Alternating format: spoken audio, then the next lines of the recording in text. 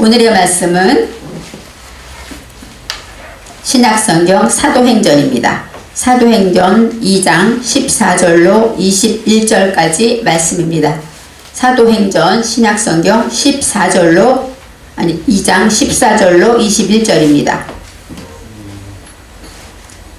189쪽쯤에 있습니다.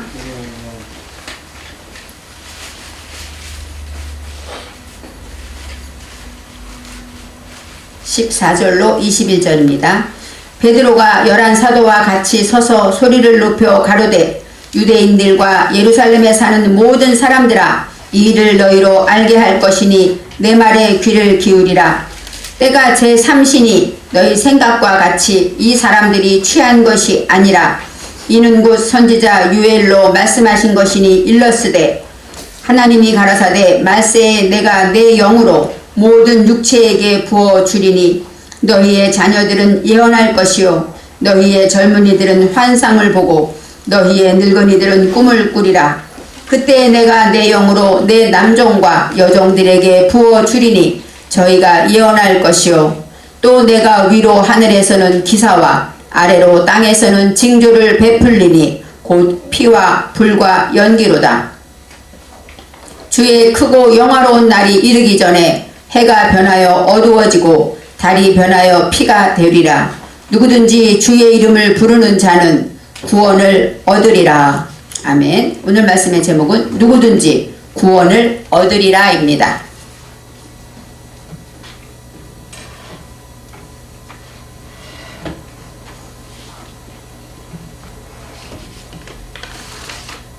우리가 읽은 사도행전은 성령행전이라고도 합니다. 그만큼 성령이 처음부터 끝까지 성령께서 하시는 일을 기록한 글이라고 볼 수가 있습니다. 예수님께서는 우리의 죄를 위하여 십자가를 지시고 우리를 용서하시려고 죽으셨습니다. 그리고 사흘 만에 부활하셔서 살아나셔서 제자들과 많은 성도들에게 보이셨어요. 그리고 40일 동안 부활하신 주님은 이 땅에서 사역을 하셨고 500여 형제들에게 보이셨다고 성경에 나와 있습니다. 그리고 나서 이제 40일이 지난 다음에 예수님께서 이제 하늘로 올라가시게 됩니다. 많은 성도들이 보고 있는 가운데 사도행전 1장 4절에 예수님께서 가시기 전에 마지막으로 이렇게 말씀하십니다. 예루살렘을 떠나지 말고 내가 들은 바 아버지의 약속하신 것을 기다리라. 너희는 몇 날이 못되어 성령으로 세례를 받으리라. 이렇게 약속을 하고, 내가 간다고 슬퍼하고 그러지 말고 여기 예루살렘에서 기도해. 그리고 약속한 성령을 기도해. 이렇게 말씀하신 거예요. 그래서 그 후에 하늘로 올라가신 다음에 예수님이 다시 오실 것을 믿으며 그 남은 허탈한 그 제자들과 성도들은 이제 어떻게 했어요? 다락방에 모여서 기도를 시작했어요. 성령이 뭔지도 몰라요. 근데 예수님 분명히 약속했다 그러기 때문에 약속하신 성령을 보내주세요. 단지 이 기도뿐이었죠. 성령을 보내주세요. 예수님이 분명히 우리에게 성령을 주신다고 하셨으니까 하나님 성령을 주시옵소서 하고 간절히 기도했다고 성경에 나와 있습니다. 성경에는 마음을 같이하여 전혀 기도에 힘썼다. 오직 기도만 했다는 거예요. 마음을 같이 해서. 어떤 기도? 약속하신 성령을 주시옵소서. 그 기도죠. 그때 성령께서 이제 사도행전 2장 1절에 처음으로 성령 세례를 받게 되는 장면이 나옵니다. 그날이 무슨 날이냐? 오순절 날이었다고 되어 있어요. 그래서 오순절 날이란, 오순절은 성경에서 말하는 3대 절기 중에 하나로 77절이라고 되어 있어요. 49일이 지난 다음 날이 오순절입니다. 바로 오순절 날이 이르러서 세상에 흩어진 유대인들이 다 예루살렘 성전으로 모였죠. 1년에 3번씩 하나님의 성전에 모여야 됐거든요. 그래서 남자들이 다 성전으로 가서 제사를 드리려고 가 있을 그때 성령의 역사가 나타난 것입니다. 그래서 그때 성경에는 120명이 이제 갈 사람은 가고 기도를 해도 성령이 안 나타나. 그러니까 나는 집에 가서 일해야지. 어떻게 다 떠날 사람은 떠나고 120명이 남아있는데 그때 하늘에서 급하고 강한 바람 같은 소리가 나서 이제 또 각 사람 머리 위에 불의 혀 같은 것들이 머물렀다. 누가가 본 기록에는 이렇게 기록되어 있습니다. 하여튼 그들은 한 사람 한 사람이 모두 다 성령 세례를 받은 것입니다. 성령 세례를 받고 나니까 불이라는 건 어때요? 불이 우리에게 임하면 우리는 너무 뜨겁죠. 그래서 우리도 예전에 처음에 예수님을 영접하고 성령 세례 받을 때 가슴이 뜨거워서 막 뜨겁게 기도했던 그 기억이 납니다. 바로 그 많은 사람들이 갑자기 성령이 불같은 성령이 임하니까 막 가슴이 뜨거워지고 성령이 임하니까 어찌할 줄을 몰라서 그들이 다른 방언을 말하기 시작했다라고 말했어요. 다른 방언을 말해. 내 입에서 갑자기 다른 소리가 나가는 거니까 얼마나 놀랬겠습니까? 그때 분명히 이것이 성령이구나. 왜요? 성령의 역사를 알지 못하고 듣기만 했는데 갑자기 불같은 성령이 우리 마음에 오더니 내 입에 변화가 돼서 방언이 터지기 시작하면서 그들은 뜨겁게 기도하고 소리를 지르고 방방 뛰면서 아마 외쳤을 것입니다.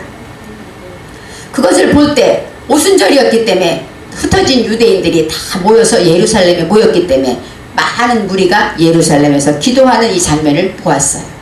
그래서 그들이 놀라면서 야 이게 무슨 일이냐, 분명히 나는 아람어를 쓰지 않는데 내 귀에는 우리나라 말로 들리는구나, 이렇게 방언에 대해서 설명하고 있고, 어떤 사람들은 무시하면서 저들이 술에 취하였다, 아이고 저들이 아침부터 무슨 술이야, 이렇게 빈정거리고 조롱했다고 성경에 나와 있습니다.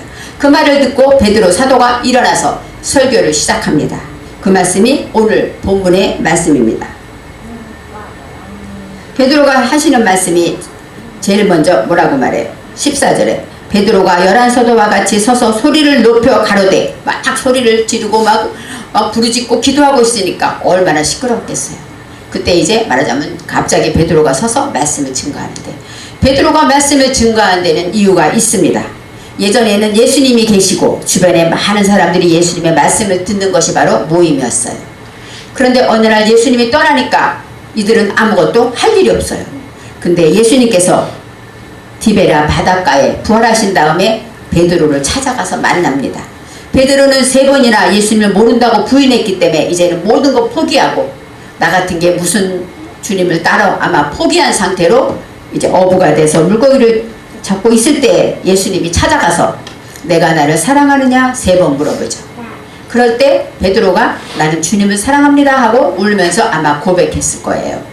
그때 예수님이 3번 말씀하실 때마다 하신 말씀이 내 양을 먹이라 그러셨어요.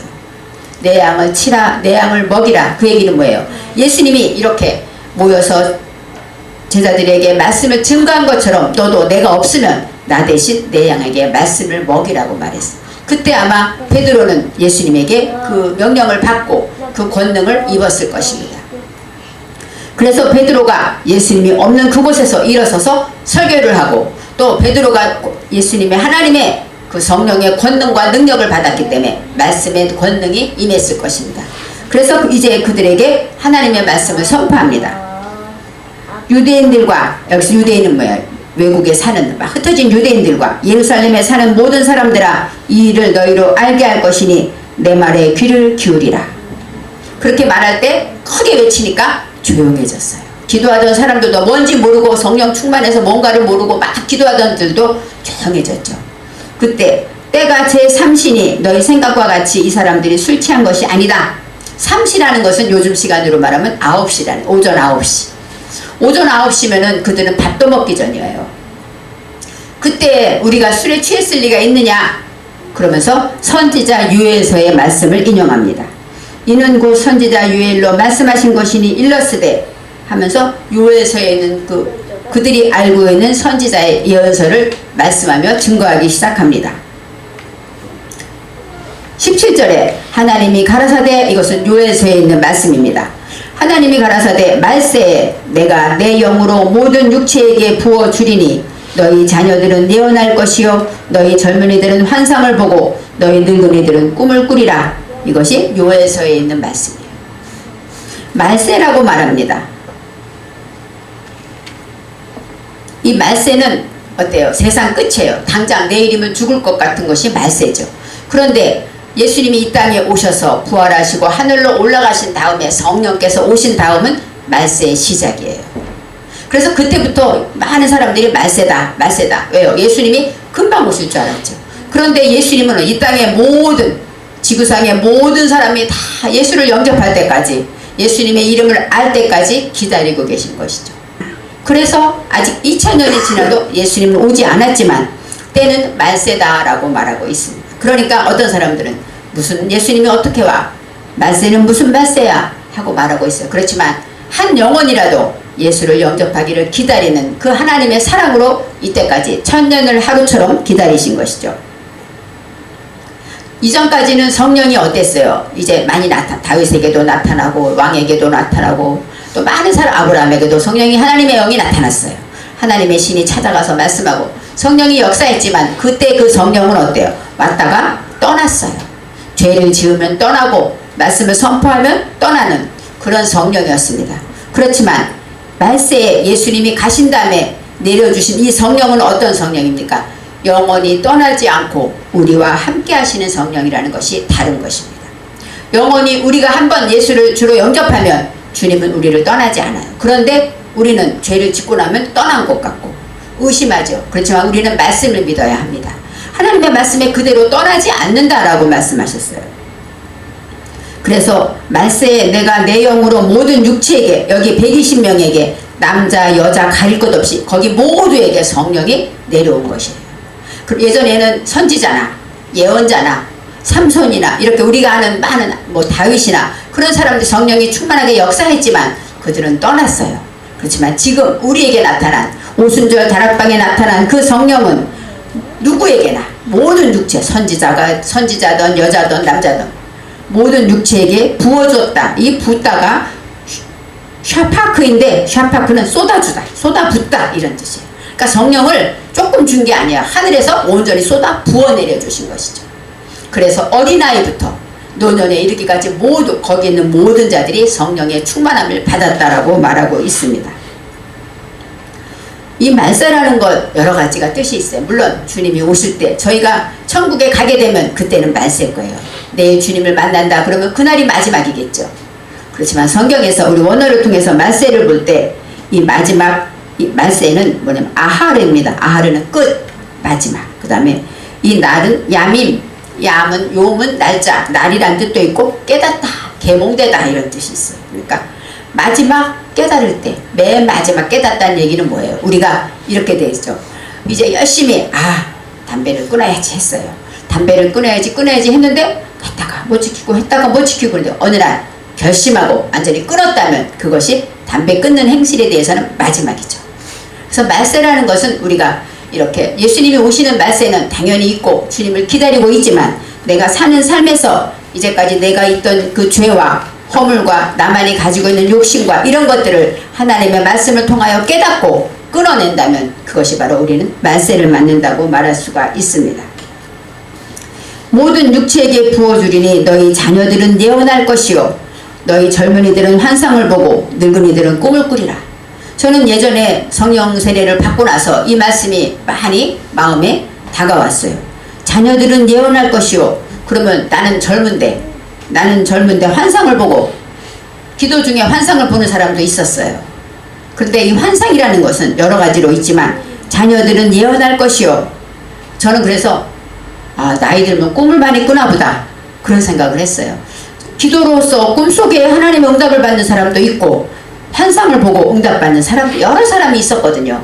그래서 나는 젊은데 예언하거나 환상을 보거나 이런 것에 대해서 내가 어떻게 시기적으로 나는 안 맞나 이런 생각했고 나이 많으면 꿈을 꾸나 이런 생각을 했어요. 근데 원어를 보니까 그런 뜻이 아닙니다. 물론 자녀들은 예언하고 환상을 보고 꿈을 꾸는 것은 맞습니다. 하지만 여기서 자녀들은 뺀입니다. 뺀은 뭡니까? 하나님의 말씀을 내 정신에 세운 자들. 하나님의 말씀을 내 정신에 세운 자들은 예언하다가 나바입니다. 나바는 알리다 또 가르치다 이런 뜻이 있어요. 그러니까 하나님의 말씀을 내 정신에 세운 자는 어때요? 그 소식을 알리게 되죠. 하나님의 말씀을 내 정신에 세워서 내가 듣고 지키게 된다면 그것을 전하게 되고 남에게 알려줄 수가 있는 것이죠. 예언하다는 미래의 일을 알려주고 점을 친다는 것만이 아니라 하나님의 말씀을 통해서 내가 그 말씀을 내 정신에 세우고 그것으로 인해 남을 가르치고 알려줄 수 있다는 것이 바로 예언하다입니다. 또 너희 젊은이들은 환상을 보고 이 환상은 여러 가지 있었어요. 옛날에 기도 중에 환상 보는 사람들이 있었어요. 뭐 어떤 것이 보였다. 예전에 우리 친정어머니가 기도하는데 뭐가 보이더라 이런 얘기를 가끔 해줬어요, 저한테. 그래서 그 어린 나이에도 기도하니까 하나님이 보여주시는구나 했는데, 바로 환상이라는 것은 하존입니다. 하존은 어떤 뜻이냐면 커튼을 제치다, 계시, 이런 뜻이 있어요. 그러니까 진정한 이 환상, 이 하존은 요한 계시록이 계시잖아요. 계시는 뭐냐면 감추어져 있던 것들이 탁 커튼이 쳐지면서 보여지는 것을 말해요. 그러면 젊은이는 누굴까요? 빠하르입니다. 빠하르는 젊은인데 어떤 젊은입니까? 이제 시험에 정년된 자들, 시험에 통과한 자들, 어려움과 고통과 환난을 잘 견딘 자들이 바로 젊은이라는 뜻이 있어요. 그러니까 나이 순서로 청년, 젊은 그런 뜻이 아니라 하나님의 말씀을 내 정신에 세운 자, 또 그 말씀을 듣고 이제는 하나님의 말씀 따라 시험도 받고 환난도 받았지만 그것을 통과해서 정년된 믿음으로 나아온 자, 그런 자들은 환상을 본다. 환상은 뭐예요? 하나님의 말씀을 열어지게 된다는 것이죠. 그리고 너희 늙은이들은 꿈을 꾸리라. 늙은이가 자켄입니다. 자켄은 뭐예요? 장성한 믿음이 장성한 자죠. 장성해서 이제는 모든 것을 사리분별을 잘하고 그런 자들이 바로 늙은이들이라고 말할 수가 있어요. 그래서 장성하다, 또 믿음이 장성하고 분별력이 있고 또 사력 있고 노력하는 자, 이것이 바로 늙은이라는 뜻에 있습니다. 나이가 많은 늙은이라는 것이 아니에요. 장로님들을 자켄이라고 말하죠. 그처럼 믿음이 장성해서 본이 되고 그런 사람들은 어때요? 꿈을 꾸게 된다는 거예요. 할렘입니다. 미국에 할렘가가 있죠. 흑인들이 살고 가장 미천하고 가장 나약한 곳, 정말로 부족한 그곳을 할렘가라고 한 이유는 뭐예요? 그곳에 그들이 꿈을 꾸고 있기 때문이에요. 그들은 지금은 어렵지만 그들은 꿈을 꾸고 꿈으로 이제 점점 믿음으로 자라고 있다는 것을 할렘이라고 말합니다. 이 꿈이라는 것은 또 건강하다, 건장하다, 강하다 이런 뜻도 있고 회복시키다, 치료하다 이런 뜻이 있어요. 나를 치료하고 남도 치료할 수 있다는 것이 할렘, 이 꿈에 들어있습니다. 꿈을 꾼다, 그 얘기는 뭐예요? 꿈이라는 거 우리가 알다시피 비전, 잠잘 때 꾸는 꿈도 있지만 믿음을 하나님 안에서 비전을 갖는 것도 꿈입니다. 그러면 늙은이들이 꿈을 꾼다는 건 뭐예요? 늙었다는 거는 점점 꿈이 사그러지죠. 나이가 들고 나면 우리는 꿈이 없어질 거예요. 그런데 여기서 말하는 늙은이는 그런 늙은이가 아니라 믿음이 장성해서 장로님들처럼 분별력이 있고 사력이 있고 노력하는 자들은 이제 하나님 안에서 강건해지고 또 나도 회복되고 남도 치료할 수 있는 그런 꿈을 잇는 자가 될 것이다, 이렇게 말하는 것입니다. 예전엔 저는 젊은이 늙은이 이것을 이 성경을 이해를 못했었는데 이 원어를 보니까 이런 뜻이구나. 맞습니다. 저와 여러분에게 성령은 임했어요. 왜요? 예수를 주라고 시인하는 것은 성령이 아니면 할 수 없다고 했기 때문에 저와 여러분은 예수를 믿어요. 그리고 예수님이 나의 구주임을 믿으니까 거룩한 주일에 텔레비 보고 굴르고 놀고 싶지만 하나님의 전에 나와 예배를 드리고 옷을 갖춰 입고 나와 예배 드리지 않습니까? 그것은 뭐예요? 예수를 믿는다는 것이에요. 예수를 주로 시인한다는 것은 성령이 우리와 함께 한다는 것입니다. 단지 우리가 성령 충만한가 아닌가, 그것이 우리의 기도 제목이죠. 성령은 우리를 떠나지 않기 때문에 우리는 영원히, 그래서 예전에 예수를 믿다가 한동안 안 믿는 사람들을 항상 생각하며 기도할 때마다 하나님 그를 깨워주세요 하고 기도할 때가 있습니다.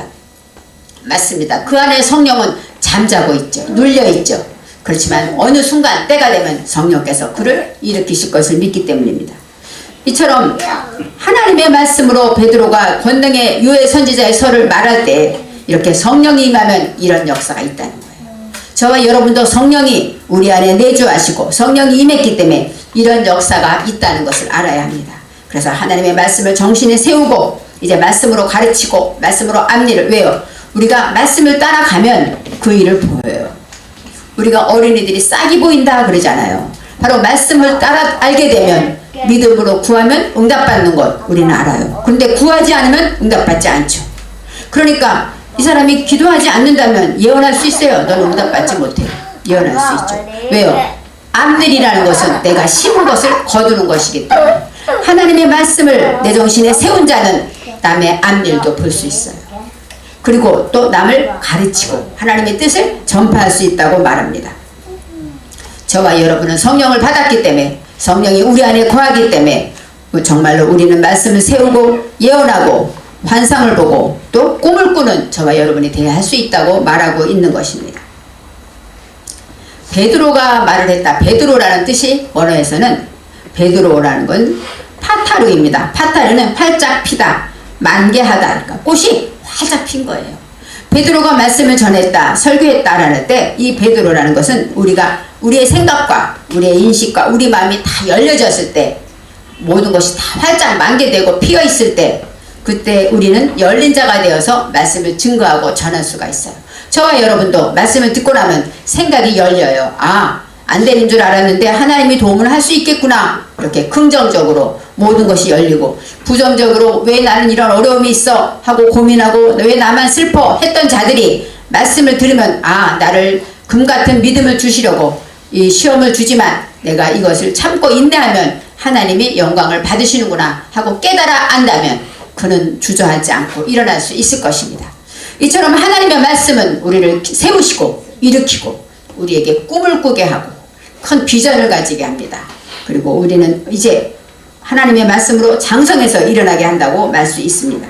18절에 그때 내가 내 영으로 내 남종과 여종에게 부어 주리니 저희가 예언할 것이요. 이제는 남종과 여종이 나와요. 그 시대는 어떤 시대였습니까? 여자는 숫자에 치지 않았어요. 그래서 군대 갈 만한 나이를 장정으로 쳤고, 그 다음에 5,000명을 먹으셨다 할 때 우리가 지금 계산할 때 뭐라고 해요? 여자와 아이는 빼고 장정만 5,000이니까 아마 2만 명은 됐을 거야. 우리가 이렇게 계산하는 그 시대였습니다. 그런데 성령은 어땠습니까? 남종과 여종들에게 하고 똑같이 하나님께서는 남자와 여자를 가리지 않고 이제 놀랍게 성령께서 부어주셨다고 성경은 말하고 있습니다. 그래서 성령이 오시면 우리는 남자 여자 구분 없이 성령의 세례를 받고 하나님의 일을 할 수 있다, 이렇게 말씀하고 있는 것입니다. 19절에 내가 위로 하늘에서는 기사와 아래로 땅에서는 징조를 베풀리니, 바로 그때 성령이 내려오는, 성령 강림하게 되면 위에는 하늘에서는 기사가 나타나고 땅에서는 징조를 베푼다고 말하고 있습니다. 하늘에서는 기사, 이 기사라는 것은 모트인데, 모트는 뭐냐? 오트는 기적이라는 뜻이 있어요. 그래서 하나님의 말씀은 기적이죠. 저와 여러분이 예수를 믿게 된 것, 이것은 바로 기적입니다. 예수님이 이 땅에 오신 것, 이건 놀라운 기적이죠. 모든 것이 기적이 아닐 수가 없어요. 하나님이 베푸신 모든 것들은 우리에게는 기적입니다. 우리가 지난밤에 건강하게 아침에 잘 일어난 것도 하나님의 은혜고 하나님의 기적이에요. 간밤에 어쩐 일이 있어, 간밤에 열이 나서 고생했을지 병원에 가 있을지 우리는 알 수 없습니다. 우리는 모든 일을 하나님의 은혜 안에서 기사와 징조를 하나님은 허락하셨다고 말하는데, 그때 곧 피와 불과 연기로다 하고 세 가지를 나타나고 있어요. 마지막 때, 바로 예수님이 오실 때, 성령이 임하시는 그때, 성령 시대에 하나님이 기사와 징조를 보이는데 그것이 바로 피와 불과 연기라고 말합니다. 피와 불과 연기는 어떻게 말하면 하나님께 제단을 쌓을 때, 제물을 잡을 때 피를 흘리죠. 또 불로 태우죠. 또 연기가 올라갈 때 하나님이 받으시죠. 이렇게 하나님께 제사 드리는 것을 말할 수가 있고, 또 성경에서 이제 피라는 것은 땀입니다. 땀은 생명이란 뜻이 있고, 또 담다, 또 침묵하다, 예수님을 닮다, 이런 뜻이 있어요. 레위기 17장 11절에는 육체의 생명은 피에 있다, 이렇게 말해요. 그래서 피를 먹지 말라, 그런 얘기가 있어요. 육체의 생명은 피에 있다. 아마 우리 사람도 피를 다 빼면 죽는 것 같아요. 그러니까 성경에서 말한 그 피는 우리 육신의 피도 되지만 또 내 속에 하나님을 닮아가는 것이죠. 예수님을 믿고 자라기 위해서 우리는 뭐예요? 우리는 주님을 닮아가야 된다는 뜻이 있고, 그 다음에 히브리서 9장 22절에는 피 흘림이 없은 즉 사함이 없느니라.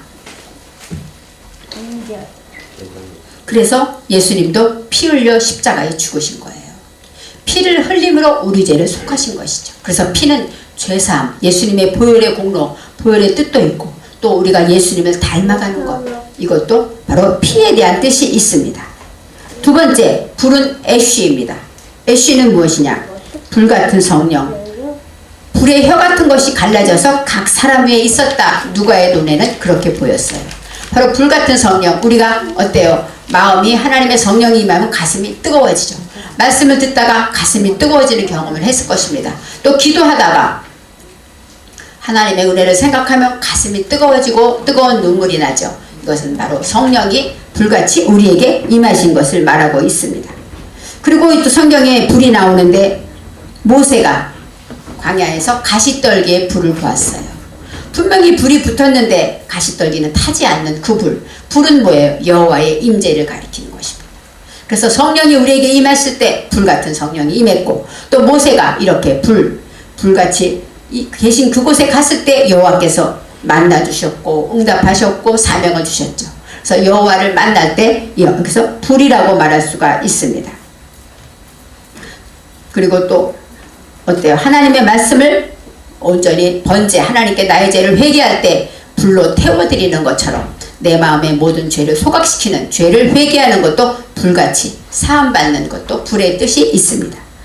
마지막으로 연기가 나옵니다. 연기는 아샨인데, 아샨은 연기, 구름, 그런 뜻이 있어요. 그래서 이사야 6장 4절에 이사야가 성전에서 하나님을 배울 때 성경에 6장 4절에 나와 있습니다. 성전에 연기가 충만했다. 그러니까 하나님이 임재하는 곳에는 연기가 충만했습니다. 그리고 출애굽기 19장 18절에 시내 산에서는 어때? 여호와께서 불 가운데 임하실 때 사람의 눈에 연기가 자욱했습니다. 바로 연기라는 것은 하나님이 임하시는 곳, 하나님이 함께 하신다는 증거가 되는 것이에요.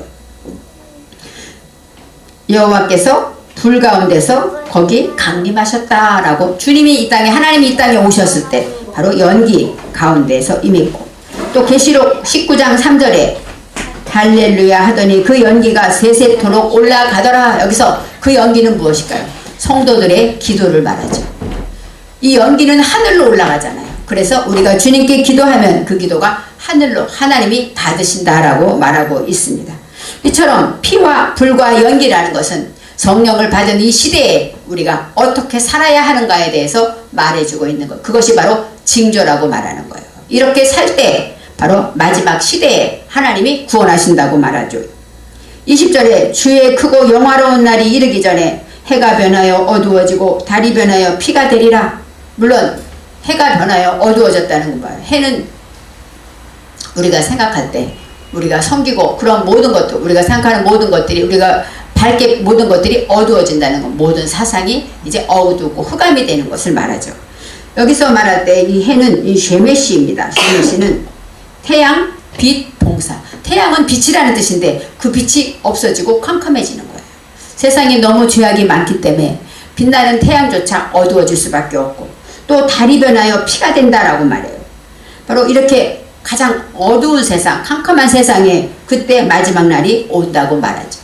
우리가 과학적으로 해가 변하여 어두워지고 달이 변하여 피가 될 수도 있어요. 왜요? 하나님의 말씀은 사실이기 때문에.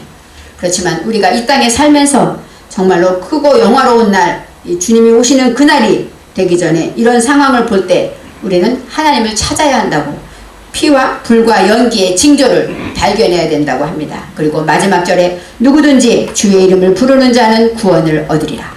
바로 이런 어려운 시대, 해가 변해 어두워지고 컴컴해지고 정말로 마지막 그 시대가 오지만 우리는 누구든지, 콜하고 나와요. 콜 아세로, 모두가 예수를 믿는, 예수님의 이름을 부르는 모든 자는 구원하신다고 말씀하고 있습니다. 성령이 우리에게 오신 목적은 예수님이 가신 다음에 우리와 함께 하시고 우리 안에 거하셔서 우리를 천국으로 인도하신다고 말씀하고 있어요. 예수님의 이름 자체가 구원이고, 예수님의 이름을 부른다는 건 뭐예요? 예수를 믿는 것이죠. 그리고 예수 이름만이 구원이라고 말합니다. 예수를 구주로 영접한 자, 그는 구원을 받는다고 성경은 말하고 있습니다. 이 땅에 예수님이 오셔서 우리와 함께 하시고 성령을 보내셔서 우리 안에 거하시면서 우리를 끝까지 가르치고 인도하시면서 천국으로 인도하시는데, 이 땅에 아무리 어렵고 환난의 무서운 바람이 불어도 주의 이름을 부르면 구원을 얻는다고 말씀하고 있습니다. 우리는 성령을 받은 자입니다. 성령을 주세요 기도하면 안 돼요. 우리는 성령 충만을 기도해야 돼요. 하나님 나로 인하여 나의 죄를 사하시고 성령으로 충만케 하옵소서 기도할 때 우리를 통해서 예언하고 환상을 보고 꿈을 꾸는 하나님의 놀라운 역사가 피와 불과 연기처럼 우리의 삶에서 나타나기를 바랍니다. 그래서 성령이 오신 목적은 단지 하나, 우리 모두를 구원하기 위해서라는 것을 알아야 돼요. 저와 여러분도 이제 오늘 말씀처럼 오순절 다락방에 오신 성령님 우리 안에 지금도 계셔서 우리에게 정말로 온 세상 나를 구원하신 주님이 우리 모두를 구원하고 살리는 구원받는 역사가 오늘도 함께 하시기를 바랍니다. 기도하겠습니다. 누구든지 예수 이름을 부르는 자는 구원을 얻으리라 라고 말씀하신 요엘서의 말씀처럼 성령이 임하시면 우리 모두는 예수님의 이름을 부름으로 구원을 받습니다. 하나님 이 놀라운 진리, 놀라운 기적 같은 말씀을 나만 듣지 않게 하시고 오직 이 진리와 이 생명을 전할 수 있도록 우리가 정말로 이 땅에서 복음 전도의 사명을 감당하는 예수의 증인이 되게 하옵소서. 감사드리며 예수님의 이름으로 기도합니다. 아멘.